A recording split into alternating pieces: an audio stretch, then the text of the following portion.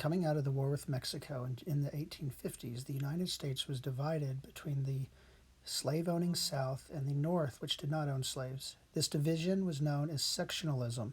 Under sectionalism, it's where an area supports the interests of a region over the interests of the entire country.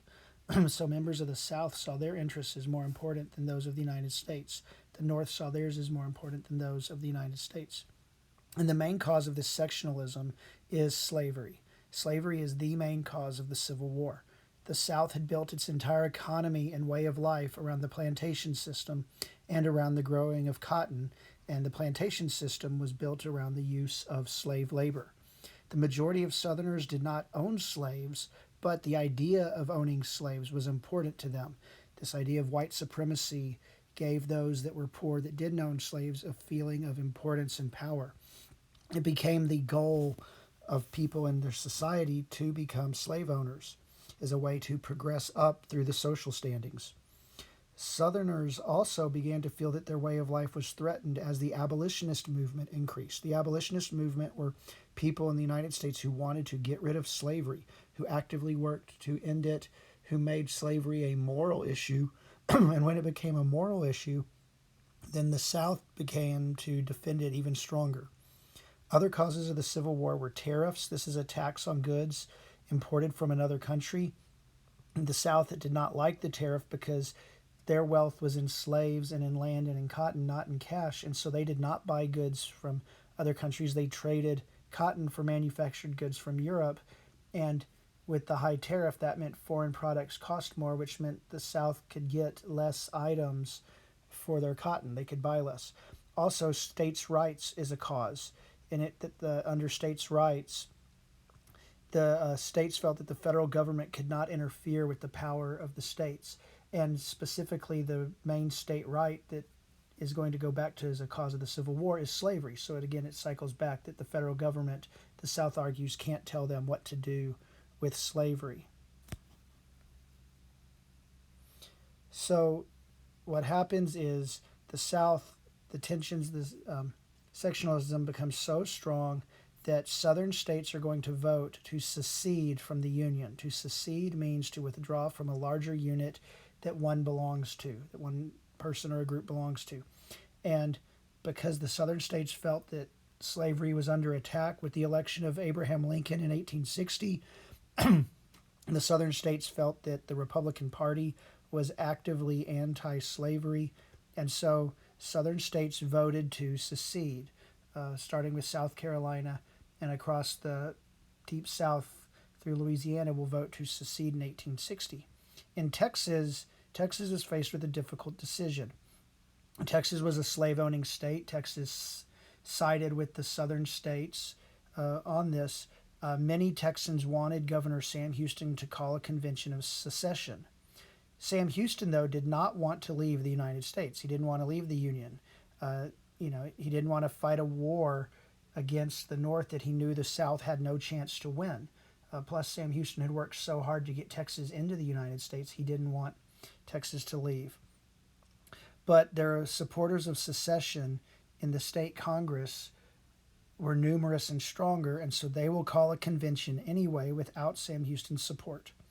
So on January 28, 1861, Texans will hold their secession convention. In it, they will write up what is known as the Ordinance of Secession. These are their reasons for leaving the United States. They said that the federal government interfered with the interests of the people.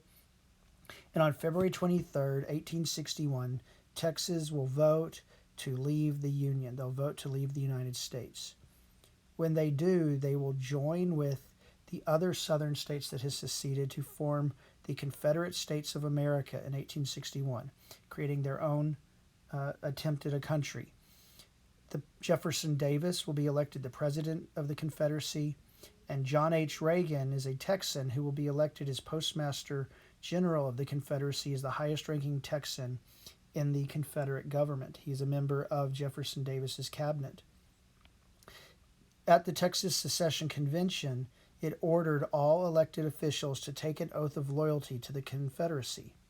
Sam Houston said that the oath violated the oath that he took as governor to uphold the U.S. Constitution, and he refused to take the new oath. They called his name 3 times. He refused to stand or respond.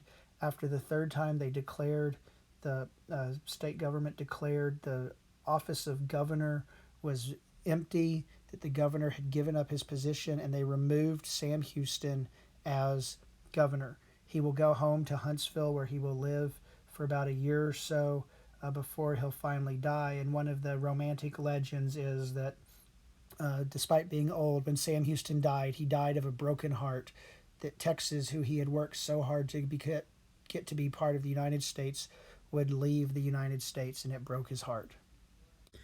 There was not a precedent in the U.S. Constitution for secession, and technically secession is treason. To try to break away and leave, rebel against the government is treason, and that's what the Confederacy committed, was treason, and that's going to lead to the Civil War.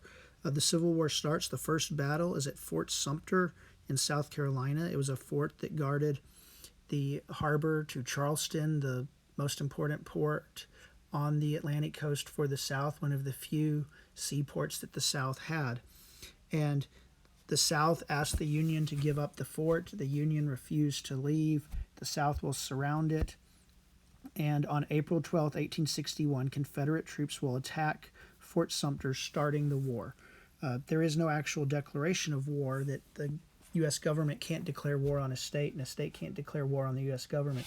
But the Supreme Court will rule that there is a state of war, giving the president executive powers that he would have during a wartime.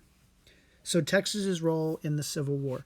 Texas will play a role in the Civil War. We are a Confederate state, so Texas is going to fight for the Confederacy, is going to fight to protect slavery. 25,000 Texans will volunteer to fight in 1861.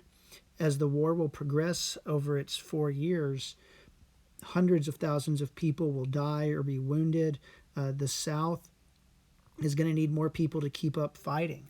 One of the many advantages that the North has over the South is that they have more people and more supplies. And so as the South looks for more people, the South will pass, the Confederacy will pass what's known as a conscription act, meaning that to conscript somebody is to draft men to fight. The majority of Texans are going to support the Confederacy. There are two famous military groups that will come out of Texas, or two specific famous ones. One is Hood's Texas Brigade, which was an infantry unit that fought in Virginia under the Army of Northern Virginia, commanded by Robert E. Lee. The other one is Terry's Texas Rangers, which was a famous cavalry unit that fought in the East. On both sides, though, North and South, the majority of people who are going to die during the war are going to die from disease and infection. Not everybody supported the Confederacy in Texas, though. There were those known as Unionists. These are people who supported the Union, who didn't want to leave, who were not fans of slavery. 2,000 Texans will join the Union Army. Some Tejanos are going to fight for the Union Army, mainly because they're still bitter over their treatment by Texans after the Texas Revolution.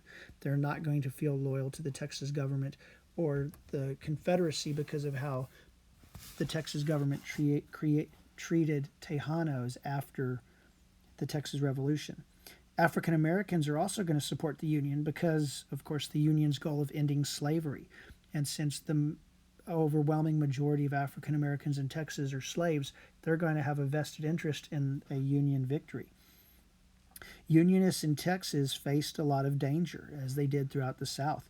You had what were known as vigilante groups. These are citizens who would go and get revenge, attack people who they didn't agree with. And you had vigilante groups that would attack those who refused to join the Confederate Army. One of the most famous vigilante episodes took place in 1862 in Gainesville, Texas, when members of the community rounded up and hung 40 suspected Unionists, people who they thought were supporting the North. They didn't have evidence, but they rounded them up and they hung them in the largest mass hanging in U.S. history. They hung them in the center of town. So Texas's role, Texas being as far west, is not going to be as physically prominent in the Civil War. Most of the battles are going to take place east of the Mississippi, especially in the Virginia area. The battles in Texas aren't going to be that important. There's a couple of battles, one of which deals with Galveston. The Union strategy was known as the Anaconda Plan, named after the snake that would surround and crush its prey. The Union Army wanted to control the Mississippi River to cut the South in half. It wanted to blockade all southern ports to cut off any outside supplies, and then move in and capture the Confederate capital of Virginia. So with this blockade in Texas, that included the port of Galveston. And so on October 4th, 1862, a small Union fleet will capture the city of Galveston. Then General John B. Magruder is the commander of the Confederate forces in Texas. On January 1st, 1863, he will attack and retake the city of Galveston. The Union blockade will remain, though. The Union forces won't control the city, but the Union blockade will remain, keeping goods coming in and out of Texas. The other major battle, or second major battle, is the Battle of Sabine Pass, or major for Texas. Sabine is the river that divides Texas from Louisiana, that serves as the border there. It flows into the Gulf of Mexico, and it allowed for goods to be shipped from East Texas to the Gulf. Union forces will attack, trying to take Sabine Pass so they could control flow of goods from Texas to Louisiana, goods from East Texas into the Gulf of Mexico on September 8, 1863. And at the Battle of Sabine Pass, the Confederate troops, the Texas troops, will repel. They'll push back the Union attack, forcing the Union to retreat. The Union will also attack the city of Brownsville, down on this very southern tip of Texas where the Rio Grande meets the Gulf of Mexico. Brownsville allowed Texans to take their cotton to Mexico to then sell it to Europe. That since they couldn't get past the Union blockade, but since Mexico was a whole other country, Texans, if they could get their cotton to Mexico, could then sell it to other places. So on November 1863, Union troops will capture Brownsville, but then in July of 1864, Confederate troops will attack and recapture the city. So the impact of the Civil War on the people at home, on what we call the home front in Texas, was pretty significant. Again, the home front are civilians during wartime. The Union blockade led to a scarcity of goods. There was not a lot of food, supplies, things like that in Texas. The Texas economy was hit really, really bad. One of the things that was hit bad was the cattle industry. There was no one to sell cattle to. So Texans just sort of turned their cows loose, and the Longhorns just sort of roamed around, especially in the West and in the South, and grew in numbers, but were not really worth anything because we had an overabundance of cows and no one to sell them to. For women in the war effort, they had to run the farms, they had to run the shops while the men were away fighting. The women who owned slaves were responsible for taking care of their plantations. This led many slaves to run away, to be defiant, because they realized that the control of the South was coming to an end.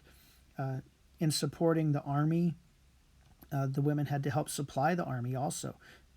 With a shortage of goods, with the boycotts, made it hard for the army to have things like shoes and food and medicine and clothes. So for Texans, they faced shortages. What supplies existed went to the army. One of the things we see is the use of a type of cloth known as homespun.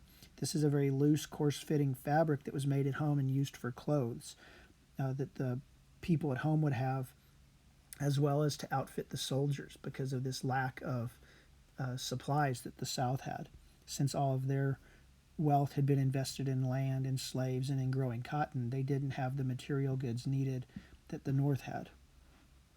Well, the war will come to an end on April 9th, 1865, at Appomattox Courthouse. Here, Robert E. Lee and the Confederate Army, the Army of Northern Virginia, will be defeated by Ulysses S. Grant and the Union Army, the Army of the Potomac, and Robert E. Lee will surrender to the Union Army, ending the war, and the Confederate soldiers will then go home. But after the surrender, some soldiers refused to stop fighting, especially those in the West. At the Battle of Palmetto Ranch is going to take place in Texas, is going to be the last battle of the Civil War. General Edmund Kirby Smith was the commander of the Confederate forces west of the Mississippi River. On May 13th, 1865, uh, Union troops are going to land at Palmetto Ranch near Brownsville to see if Confederate troops were leaving. They're there just to check up. As far as the Union is concerned, the war is over. Smith has refused to stop fighting. The Confederate troops are still there. They had not left yet. It starts a small fight. Confederate forces will come to join Smith. His numbers will grow. The Union forces will be forced to retreat,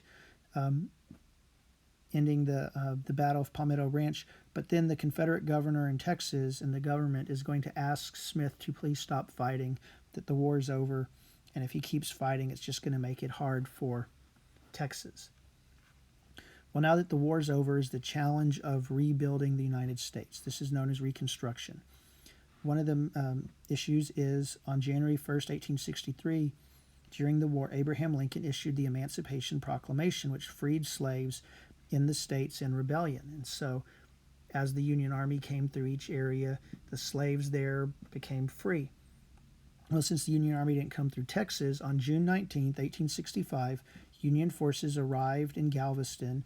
The Union general read the Emancipation Proclamation, and on June 19th, 1865, all of the slaves in Texas now were free. So that issue of slavery has come to an end. That holiday is known as Juneteenth and is still a holiday in Texas celebrating the end of slavery. The effort to rebuild the country is going to be a big issue. It's going to have lots of conflicts and turmoil. Abraham Lincoln is going to lead it, but then he's assassinated by John Wilkes Booth in April of 1865. And the new president, Andrew Johnson, is going to have to lead this fight over Reconstruction, which is going to become very contentious and have a big impact on Texas and the United States.